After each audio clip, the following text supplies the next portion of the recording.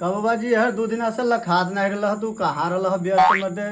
ए भैया का बताई संजय, हम बहुत चिंतित में पड़ल बाई हो। ई चिंता में पड़ल बाई के खाद पानी तो मिलता ही नहीं, खादिए नहीं मिल। जकर दुकानी पर जाते दुकानी पर कहता कुल दुकानदार के हमरे के खाद न भैया तो जोड़ी पिनती बा न खाद। आ खाद पड़ल ही नहीं, यही के पाए के 2 दिन से हम बहुत परेशान है दादे।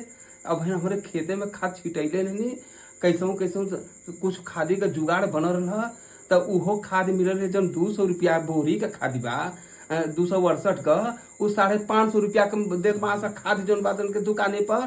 कहता से जाके कोई से बताया मत भैया अपना आधार कार्ड लगाओ पहले। तू खेती बाड़ी कैले बा तू हो भैया, तो अपने खेती में जौन बात के खाद दे देले बा ना, क्या भैया नहीं देले? का करे भैया, काले जौन बा के लड़का के भेजली पूरा मार्केट छान गए, खाली 10 किलो खाद हमें चाहत रहा। 10 किलो खाद नहीं मिलल कहीं बाबा जी। का करी, हम नहीं समझ पौली, घरे गईली यूरिया के बोरा में 1 बोरा चीनी रखा रहा। अब बड़ा जौन बा के हम नहीं समझ पौली, बोरा पर लदबौली लेके चली गई खेते। अब मार दिली वहाँ चो यूरिया समझ के जब बा 2 दिन बाद गई तो वहाँ चो खेते में बताओ मैं समय चिवटा दिखाता यहाँ। अब का करी, हम कहीं मर्द कीड़ा मकोड़ा खादी में से मोरा न तो हमारे खेतवा में चिवटा कैसे लग गई ना। अब तो बड़ा परेशान हो गया।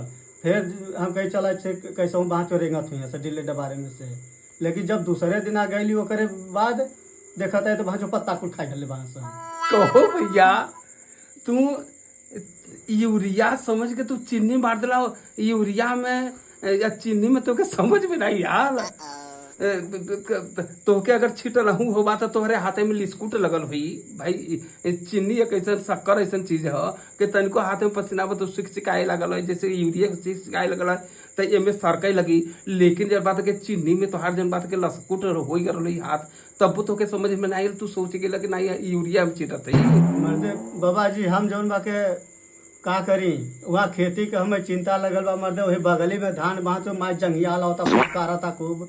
अब हम उहर ओकर देख के हम खुद ही हमारा हदा से जीव भल बा।